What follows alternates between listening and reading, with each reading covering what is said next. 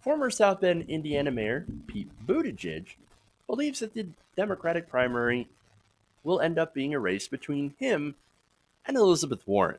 I think this is getting to be a two-way. It's early to say it. I'm not saying it is a two-way, but I think. But you see that. You see it's coming into focus, you and Warren. Yeah, and certainly a world where we're getting somewhere is that world where it's coming down to the two of us. Obviously, there's a lot of candidates and a lot of things can happen, but I think that as that happens, the contrasts become clear.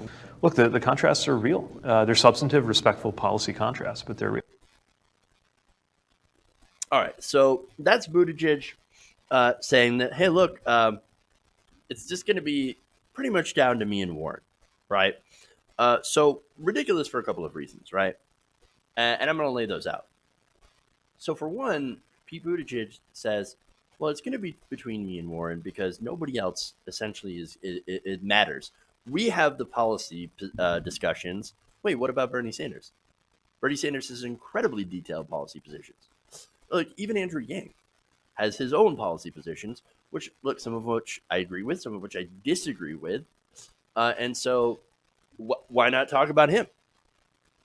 Why not talk about Joe Biden as well? Well, okay, there's some reasons for Joe. That to be fair, reasons we're not talking about Joe. But okay, look, you're forgetting everyone else is in the field. But let me give you one of the main reasons right now why Buttigieg is not going to be. It's not going to be a race between him and between him and Elizabeth Warren. So one, you've got African American support, right? Turns out African Americans not a fan of Buttigieg. He's actually got about 3% support total from the African American community. Turns out it's really important for Democratic primary. So he's pulling in fourth overall, but a strong fourth in Iowa and New Hampshire. And in the other states with heavy African American polling, for example, South Carolina, he's barely on the board. Okay, he's not doing well.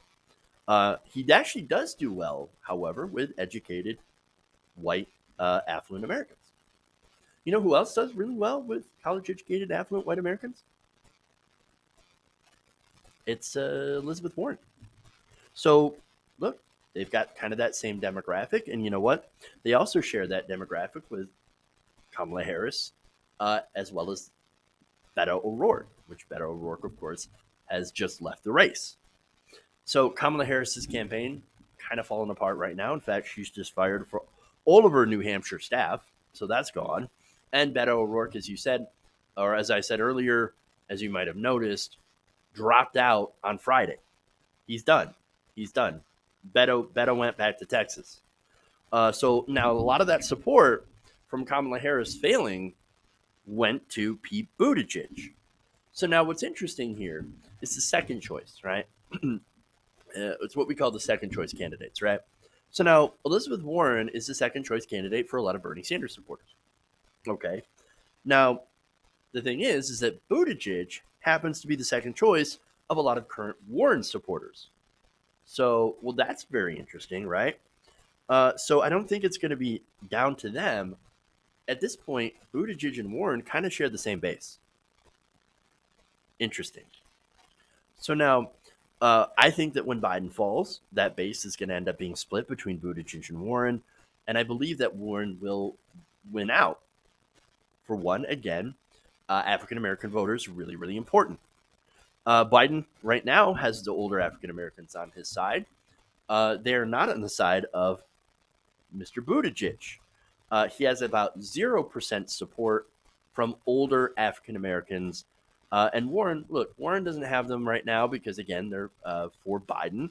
But she also hasn't alienated them. And now the reason that a lot of these African American supporters are alienated right now is because the Buttigieg campaign is literally blaming the lack of African American support on homophobia. Oh, these black people are all anti-gay. They'll never elect a gay president. Really? Really? So, wait. I'm pretty sure that blanket labeling an entire voting block of people as homophobic is not going to win you voters from that group. But apparently, he's not interested in winning that group. He's interested in winning the white affluent demographic. Again, the same as Elizabeth Warren. Okay. So now, like, here you have two people after the same demographic. That's why it's not going to come down to Buttigieg versus Warren, because here you have a progressive that has the young demographic, Bernie Sanders, like I said, and the working class. You ignore the working class, and you just focus on those white affluent people. Well, then, look, you're not going to do very well. Now, Elizabeth Warren, look, I think she's trying to get working class voters, but they are firmly with someone like Bernie Sanders. So now, here's the other thing, right? One of the other reasons that African Americans really are not feeling Buttigieg, you have the disaster from South Bend. Again, you've got all the scandal that was uncovered by TYT investigative reporters, Jonathan Larson. He went down to South Bend and he took a look, and it turns out that there was a black police chief officer that was fired under mysterious circumstances, right? This is after someone else was being incredibly racist. So go and read that reporting. It's excellent reporting. But there's that scandal in South Bend. And so it's so bad that people in South Bend, African American voters in South Bend, refuse to back his reelection. So that's a disaster. But see, here's the thing. So now, again, these are all the reasons that I don't think Buttigieg will go up against Warren. I think at some point, Buttigieg will likely fall off, and it will be Warren versus Sanders. But here's the thing. There is a danger to Buttigieg. Right now, he has become the darling of the media. He's the darling of the media, and he's also an incredibly unscrupulous politician. Now, why do I say this? Because he actually tried going kind of progressive at first, right? But it didn't work. It didn't work, and he recalculated. Now he's recalculated himself into a very conservative Democrat, almost the way that Beto O'Rourke did the same thing, right? So with Beto O'Rourke, it's a little bit different. Again, he started out running his campaign in a progressive way, and this was against Ted Cruz. Ted Cruz is odious, to say the least, but he ran a progressive campaign, at least for part of it, against Ted Cruz. Then he started getting a little bit more conservative after he raised a lot of money. Why is that?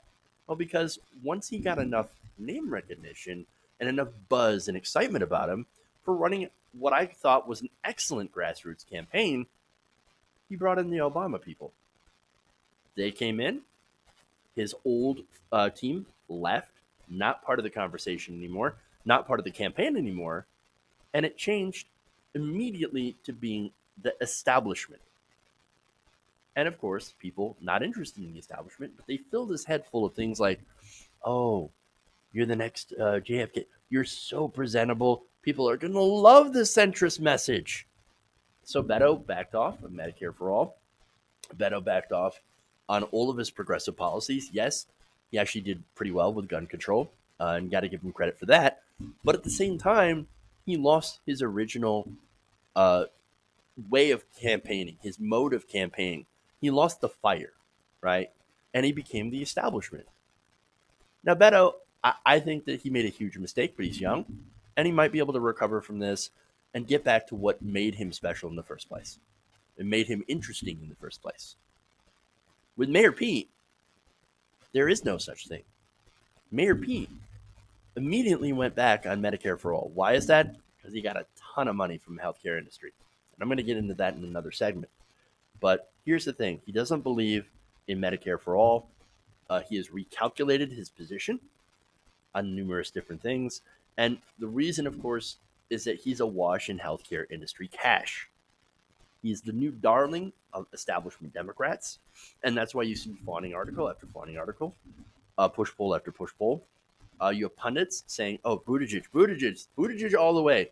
He's going to go all the way now. Well, they said that about Kamala. They said that against Beto O'Rourke as well, or about him. They even compared him to Barack Obama. How'd that work out? No. I tell you, though, here's the thing. Buttigieg, like I said, he's very dangerous because he does not have a core. He's actually incredibly calculating, far more than, I think, Beto and the others.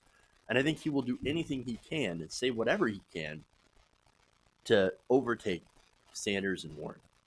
But as far as him, I think coming down to a race between him and Elizabeth Warren, I don't think it's going to happen. Hey guys, hopefully you enjoyed that free video. Now I'm going to have to ask you a favor.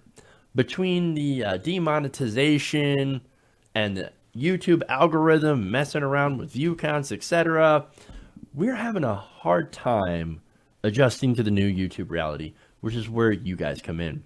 See, we have a Patreon, patreon.com/TYTNation, set up to help us rely on you guys, the viewers, instead of big corporate ads. Look, you know the show. You know how I'm not in favor of big corporations anyway.